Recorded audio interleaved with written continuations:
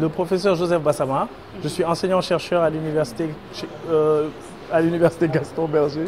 Le projet Biostar est un projet en partenariat avec le CIRAD comme coordinateur principal qui se déroule dans deux pays, le Sénégal et le Burkina, et qui a en vue de permettre un plus grand accès aux entreprises agroalimentaires, un plus grand accès à l'énergie.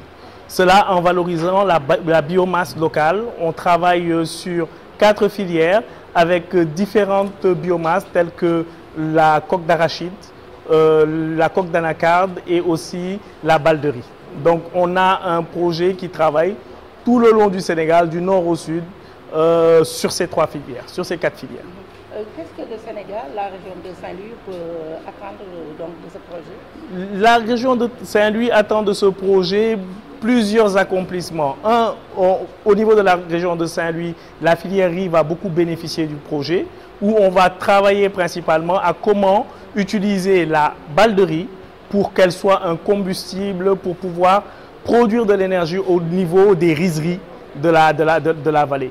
Au-delà de ça, il y a l'université Gaston Berger aujourd'hui qui est un partenaire majeur, qui accompagne le projet et qui, dans le cadre du projet, a permis l'inauguration aujourd'hui de cette plateforme dans laquelle nous sommes. C'est le laboratoire Biomasse Énergie de l'UGB qui, à notre avis, est un laboratoire à une autre pareille au Sénégal qui va permettre de renforcer nos capacités de recherche sur tout ce qui est conversion de la biomasse en énergie.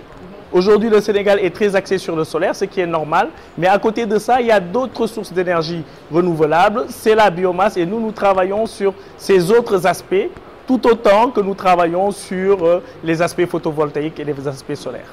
On a vu tantôt sur l'exposé, il y avait de la paille, aussi il y a du compost. C'est destiné aux aliments ou bien?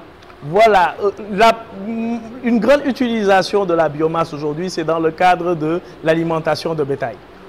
D'autres alternatives, c'est de dire comment on va réutiliser cette biomasse pour faire du combustible, pour pouvoir régler des problèmes qui sont des problèmes thermiques au niveau des foyers, des problèmes de chaleur, de force motrice au niveau des entreprises. Aujourd'hui au Sénégal, on parle beaucoup depuis des années des fourneaux Jambar, des nouveaux types de charbon. Ça, c'est à l'échelle domestique. Nous, aujourd'hui, le projet travaille beaucoup plus à donner ce même type de solution, mais à l'échelle des entreprises de transformation agroalimentaire un peu partout dans le Sénégal. Vous me permettrez d'abord de décliner ma satisfaction et mon plaisir d'avoir participé aujourd'hui à la cérémonie d'inauguration de ce laboratoire.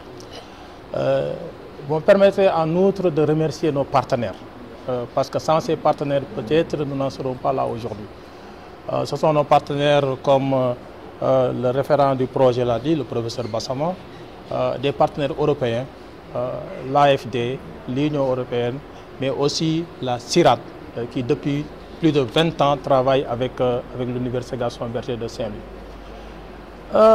L'impact de ce projet, c'est une question intéressante, d'autant plus que ce projet entre dans le cadre de la réalisation des 3 missions essentielles de l'Université Gaston Berger.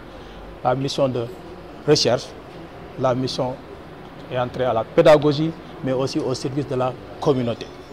Et c'est comme une chaîne, parce que les produits de la recherche, les conclusions de la recherche sont utilisées dans nos classes comme matière pédagogique, mais aussi sont utilisés pour rendre service aux différentes communautés qui se trouvent dans notre environnement immédiat.